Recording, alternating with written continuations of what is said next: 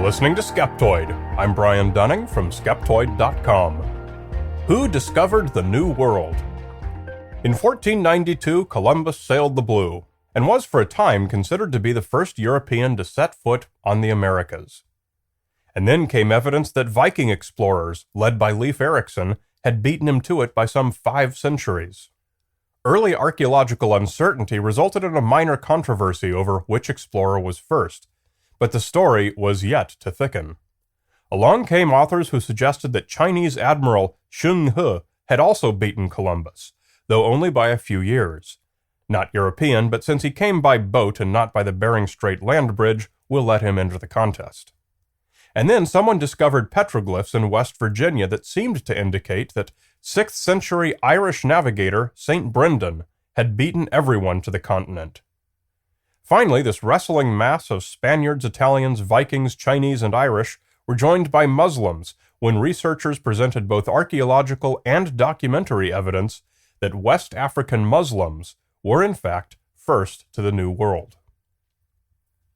These are the 5 main contenders for the honor. There are always fringier claims to this, and just about everything else, but these are the 5 we're going to look at today. They can't all be right. So among these 5, who was actually the first to arrive in the Americas? And of those who weren't the first, did any of them not make it at all? So there's no real doubt anywhere about the familiar Columbus story. He landed in the Bahamas in 1492, and although he believed he'd reached India, he'd actually reached some big continent that was blocking the way. In 3 subsequent voyages over the next 12 years, he explored the Caribbean, the top of South America, and the coast of Central America. On his heels came colonists and other explorers, and ever since he first set foot on land, the New World has been connected with Europe. So now let's look at the other claimants one at a time, working backwards from Columbus's own time. The Muslim claim is not of a specific explorer, but of general knowledge of the New World that predated Columbus and could only have been obtained by previous European visitors. Piri Reis was an Ottoman Turk mariner and naval cartographer who died in 1553. His name means Captain Piri. He's best known for a map he drew in 1513, known today as the Piri Reis map. The map is often referenced by alternative historians who say that it depicts an impossibly accurate representation of the entire world, thus indicating that Piri must have had knowledge far superior to that of Columbus.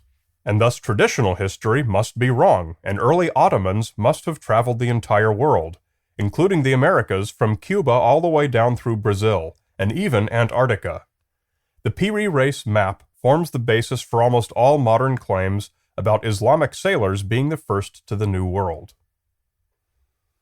There is no doubting the historical importance of the Piri Reis map. However, most of the sensational claims surrounding it are inaccurate. Mainly, it does not at all upset traditional history. It fits right in where we'd expect. In his notes on the map, Piri wrote that he'd compiled it from about 20 existing maps from seafaring nations all around Europe and Asia. These included ancient Greek maps of the Mediterranean and Indian Ocean, Arabic maps of India, Portuguese maps of Pakistan and China, and the latest map from Columbus, showing the Caribbean islands and a bit of the American East Coast. The map is nowhere near as accurate or comprehensive as usually claimed. At a glance, it's obvious that major features are wrong, and the consensus to explain this is that Piri didn't have context for all the individual charts he assembled. Piri showed Brazil as connected to Antarctica, and we believe this was either just an effort to include the presumed terra incognita, or was just the coast of South America twisted around to fit on the page. Portuguese sailors, following Prince Henry the Navigator, had thoroughly explored Western Africa and had made sorties west across the Pacific prior to Columbus. Columbus himself studied navigation in Portugal and was closely followed by other Portuguese sailors when he arrived in the New World. From his base, these explorers quickly developed a sketchpad knowledge of the Eastern Americas from Newfoundland to Argentina, and by the first decade of the 16th century, there was more than adequate source material from which Piri could draw. In short, there is no need to introduce an Islamic voyage to the Americas to explain the Piri Reis map, and insufficient archaeological or documentary evidence to support such a voyage either. I give early Islamic explorers 0.5 out of 5 Skeptoid plausibility points. Sheng He was a great Chinese admiral in the 15th century who died just 18 years before Columbus was born. We've talked about Sheng before on Skeptoid in connection with various urban legends surrounding his travels and his ships. It's always been well known and well documented that Sheng traveled south and west from China as far as Africa, but there had never been any evidence that he ventured east across the Pacific to reach the New World. This changed in 2006, when a Chinese lawyer, Liu Gang, announced the discovery of a map copied in 1763 from an original dated 1418, titled Overall Map of the Geography of All Under Heaven. The map shows the Americas in all their glory, proof that Chinese cartographers, sailing under Sheng He, had beaten Columbus to the New World by coming from the other direction. Unfortunately, his announcement of the map did not go over very well. Virtually nobody takes the map seriously. It's evidently a copy of a well-known French map from the 1600s, as shown by its depiction of California as an island. It also has textual errors. One of the Chinese characters in the title is misused, an unsurprising error from a modern forger more familiar with simplified Chinese, but not an error that would have been made by a Qing dynasty user of traditional Chinese. Liu Gang has proven to be his own worst enemy in this enterprise. He published a book in China in 2009 called The Ancient Map Code to promote his map, but in it he goes more than 400 years earlier, claiming to have discovered another Chinese map from 1093 that also depicts the entire world. This particular map, quote-unquote, is even sadder. Liu shows a photo taken inside the 1093 tomb of Shang Quangsheng that shows paint and plaster flaking off of a wall. Liu superimposed his own concept of a world map over the pattern of damage in such a way as to almost beg pity, and calls this deterioration a map. Sheng He, intrepid explorer though he was, gets 1 out of 5 Skeptoid plausibility points, and Liu Gang has a deficit of about 15 points. Leif Erikson was the son of Eric the Red, the Viking who first settled Greenland.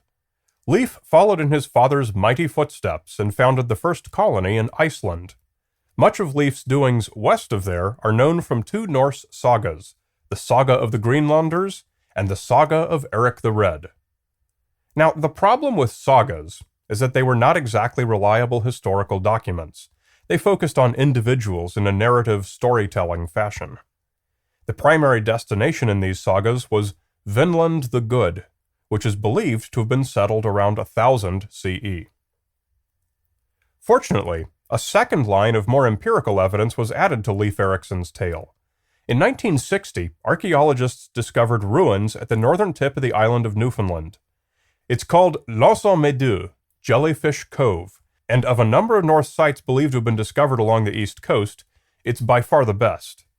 The village was built of sod roofs on wooden frames, and the buildings include a forge, complete with iron slag, a boathouse with all sorts of wooden scraps and iron hardware, and sufficient relics to tie it beyond any reasonable doubt to the Norse.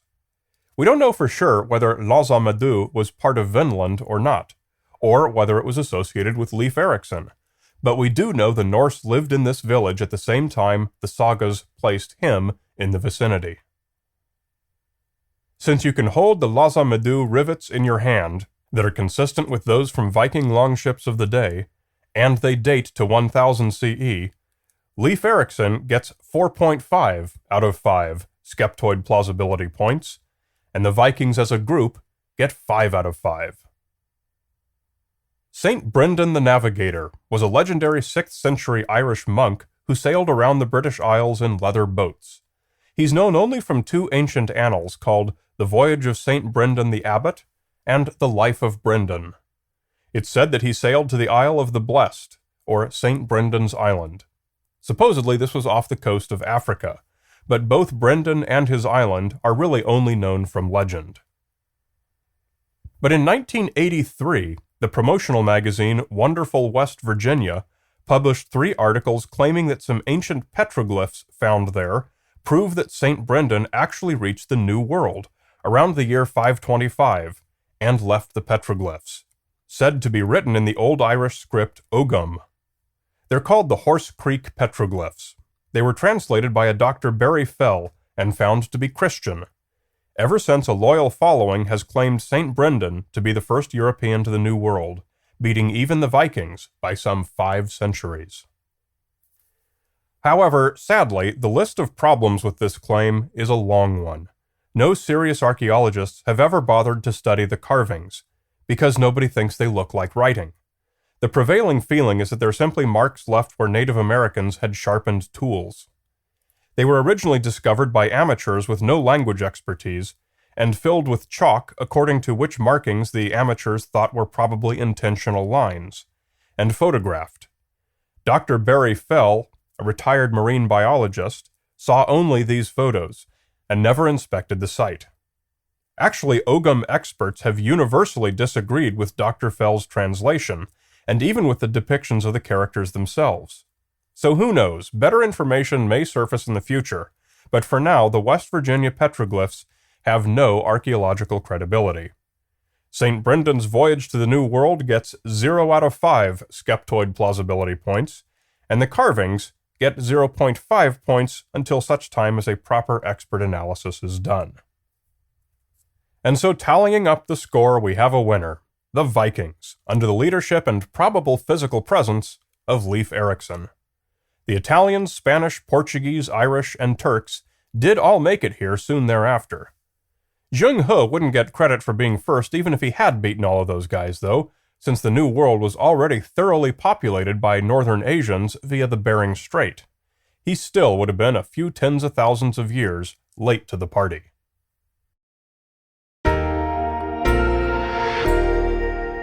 You're listening to Skeptoid, a listener-supported program. I'm Brian Dunning from Skeptoid.com.